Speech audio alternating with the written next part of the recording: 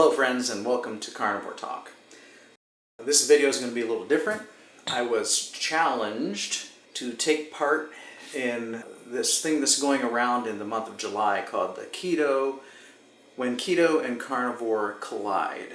Basically, it's individuals are inviting one another in the community to share something they eat. And so that's what I'm going to do. I was nominated by Desiree. And at the end of this video, I'm going to nominate someone as well, so stay tuned for that. So if you follow my content, you know that I can't eat Mexican food out at a restaurant for medical reasons, but I do love Mexican food. So what I'm going to share tonight is very simple, very easy. I mean, there's really no skill in this, that's why I'm filming it. It's something anybody can do, but I can make carnivore or keto tacos here at home. That's fairly clean, not super clean. You can't really make Mexican food that's clean carnivore. It's going to have to be dirty carnivore because it's not Mexican food without the Mexican spices. So we're going to do that. I got my cast iron skillet here that I'm going to prepare the beef in, and I also have a stainless steel one where we'll toast some of the wraps. And the wraps is kind of where the secret of this lies. So it's not really a secret, but this is kind of what makes this possible. Egg life wraps. These are basically egg whites, and they make a great soft shell substitute. And so we'll be using these for our tacos. And usually I just warm them up in the microwave, but other people like to go ahead and toast them a little bit with the pan here and some butter. So we'll do that as well.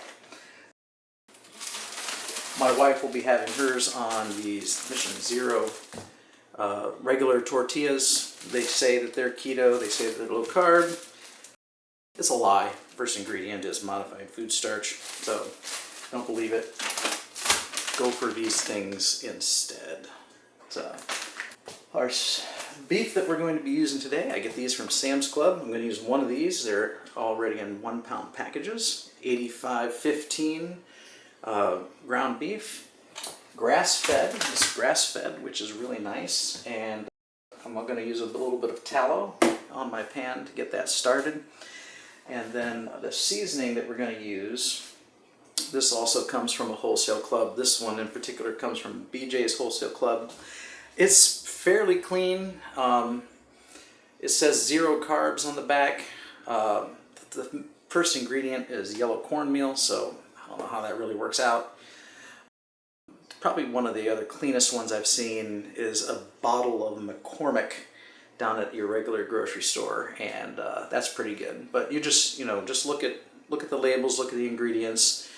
Try and find something that's got your spices listed as the primary ingredients and keep the cornmeal or other stuff kind of down towards the bottom when you're trying to find a taco seasoning that's going to be good enough. So it's not a perfect taco seasoning, again, but it is what it is if you want some Mexican food.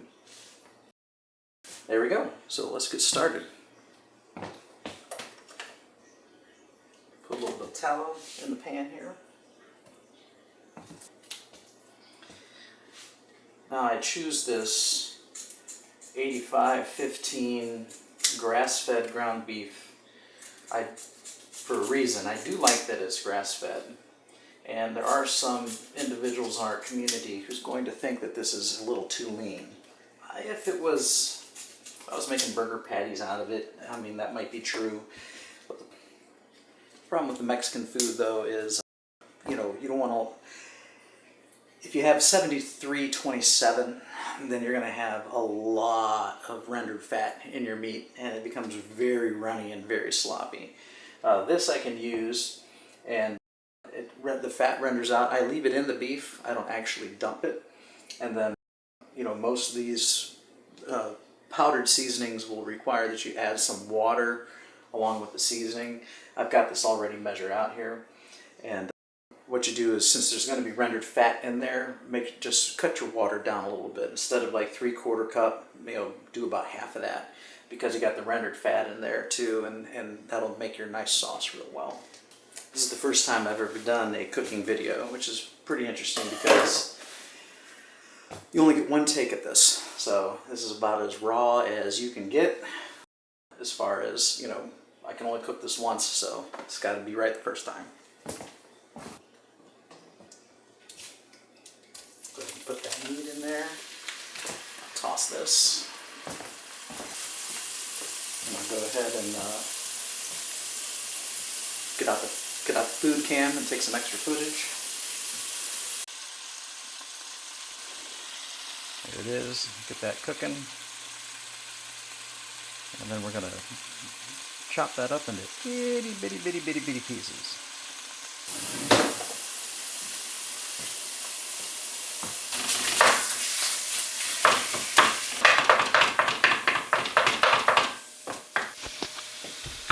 Guess I'll show you what that looks like. This tool's pretty darn useful here. Fits it really good. I gotta have one hand holding the phone.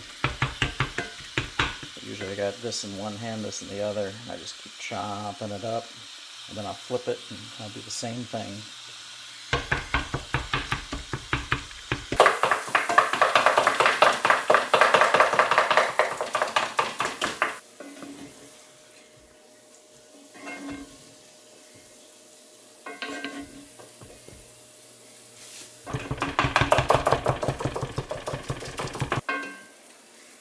This is almost the preaching to the choir segment of the video, because if you're a carnivore and you don't know how to do this, you're probably doing it wrong. So everybody can chop up some beef. So, which, by the way, if it wasn't Mexican food night, there's other ways to enjoy this. So you can chop this up and use another type of seasoning. So this stuff here, Badia Complete Seasoning, is actually one of my favorites. Get that to focus. It's like a garlic powder and onion mix. You can put some of that in there and stir it up and then just eat it plain beef.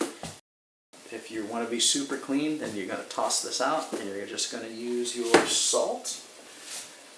You've got pink Himalayan salt here, and I do have Malden salt flakes, but they're in the other room.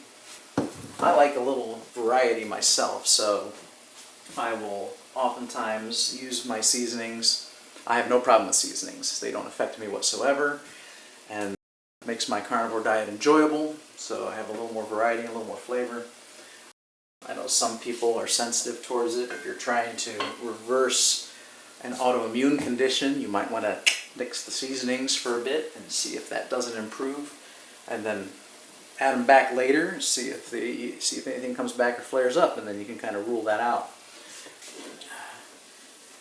I don't have any food sensitivities whatsoever, so I use that as a seasoning. And then I also am a dairy person, so I like to put cheese on top of this if I'm not doing taco night.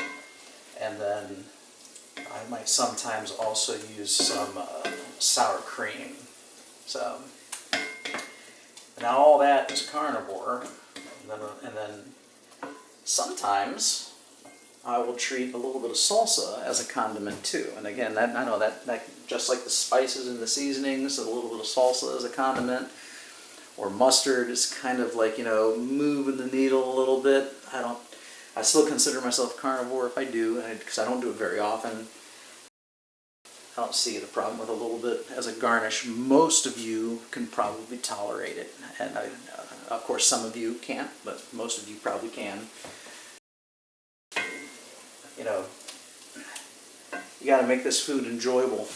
If you're going to sustain this diet, which I have now for over 3 years, you have to enjoy what you're eating. There it is, completely browned. And we're not going to drain it, because fat is our friend, and all the good vitamins, fat-soluble vitamins, a lot of good of the nutrition that's in that fat, and if you dump it out, you're dumping out half of what's good for you. So leave it in there. I did pre-measure my water, I said. So here's my water. So I'll put a little bit in. And then I also pre-measured my powder. Now remember, this was the This was the taco seasoning here that I got from BJ's Wholesale Club. I already measured it out. This is 3 tablespoons. 2 is actually good enough, but I do like that extra flavor. So we can go ahead and do 3. And then you just stir this around. You want to make sure that powder gets dissolved and distributed evenly all throughout this here. So just keep stirring and stirring and stirring. All right. And we're also going to turn this down to a simmer now. So we can keep it warm. Some of that water will evaporate out, but the fat will stay. And that's okay, because we don't want it to be super saucy and runny anyway. So yeah, if you're having trouble blending it, you could add more water, but this is turning out to be pretty good, so I'm happy with it.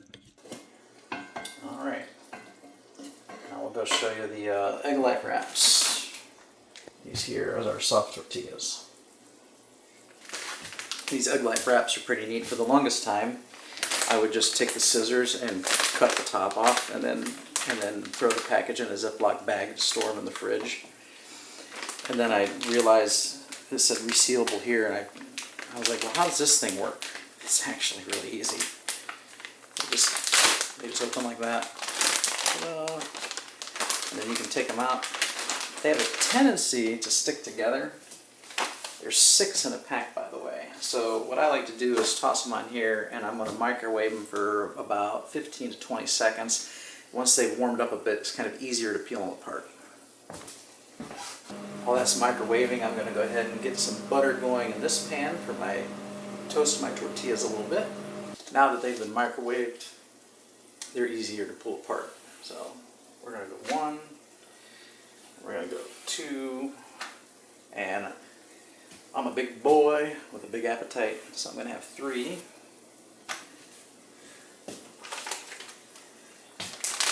going to go ahead and put the rest. They kind of go right back in there. And then that's like a sticker, so it just seals, and you're good to go.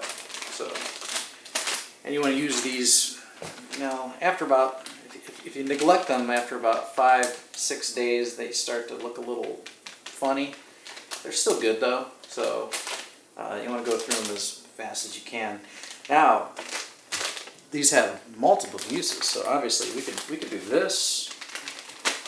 You could do deli meats in there if you're into deli meats, bologna, salami, things like that.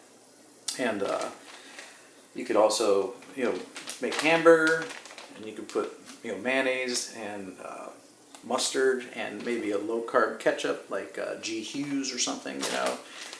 This really diversifies things and gives you a lot of options, and you get to eat with your hands. So my first year as a carnivore, I cooked everything, and it was steak knives and forks, and this is nice because you can actually have that wrap type feeling again.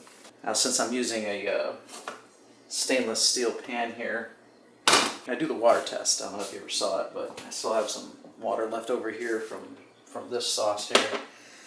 As that heats up, I take a little water and drop it on it, and it just evaporated. What I'm waiting for, I'll get the camera and I'll show you when it does it. I'm waiting for when you drop the water on it, it beads up and kind of dances around.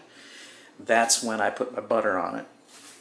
And it's heated up enough. If I don't do that, things tend to stick. There's a name for it. It escapes me at the moment right now. But if you have stainless steel cookware, you want to heat it up to the point where the water will dance on the surface, and then it's ready for use.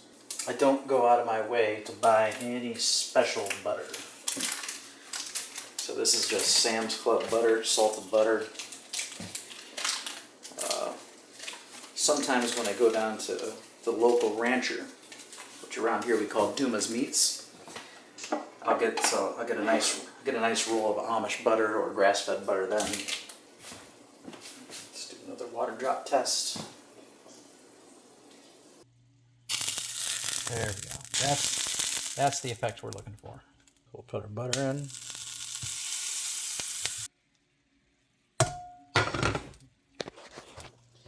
take one of these. This is going to go quick.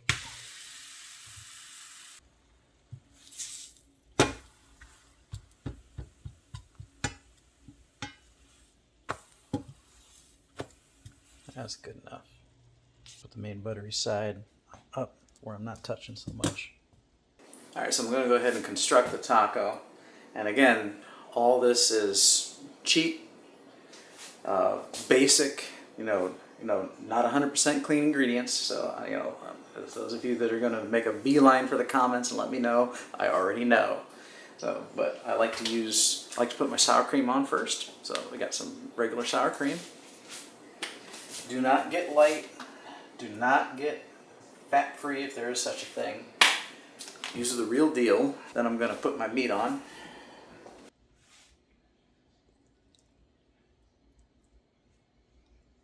Same thing goes for the cheese. If you are a little smarter than me, you'll get a block of hard cheese and you'll shred it yourself. But again, the whole point of this video is the lazy man's method. So I've got some Mexican cheese right here we're going to use.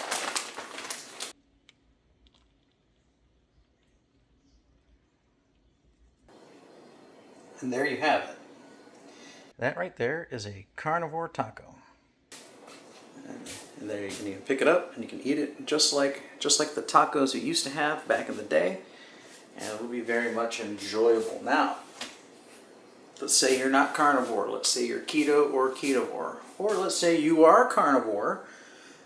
Don't mind, slipping every once in now and again. If that's the case, I usually don't have a problem adding salsa to the top of this for some more flavor.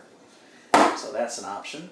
You could also add a little bit of lettuce if you like that crunch. Lettuce is pretty much crunchy water and relatively harmless for the majority of you in small doses. But we're not going to do that right now because one, I don't want to, and two, we've got this cyclospora parasite outbreak that's traveling through the lettuce, so we're not doing lettuce. If you're doing lettuce, don't get bagged lettuce at the moment, at least not in July of 26. Go get a head of lettuce instead. There you have it. As an alternative, you could also put this sour cream, the beef and the cheese, and if you like salsa or whatever else, into a bowl and stir it up, and then you could use it as a dip. And you could use pork rinds, and then you kind of have like a nacho Mexican type dish.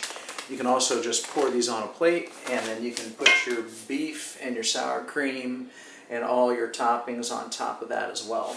You could also get a jar or get some queso or a jar of cheese that when you warm it up, it's nice and runny, and pour over it as well. And that's also really good, and that's not going to hurt you all the time either if you do that once in a while. If you do go the nacho route, where you put everything on top of the pork rinds, move quickly, because the pork rinds, they might get soggy and lose their crunch. So I kind of like putting it kind of in the middle with the pork rinds around it, and then using the pork rinds as a scoop. So there you have it. That's keto or carnivore tacos. Now, as far as a nominee goes, remember, Desiree nominated me. I'll put a link to her channel down in the show notes below. And when the playlist becomes available, I believe it was Just Jerry in the middle of a forest. I think this whole thing was her idea, and that's how it got started. I'll put a link to that playlist down in the show notes below once that's been made available. So you can look at everybody's recipes or quick snack hacks or whatever they decided to contribute to this challenge this month. I'm going to go ahead and nominate Geezy the Carnivore. So I'll put a link to his YouTube channel. So go check that out. And he's usually pretty creative. I'm sure he's going to come up with something absolutely tasty that you're all going to enjoy. So anyway, thank you very much for watching, and we will see you on the next one. Peace.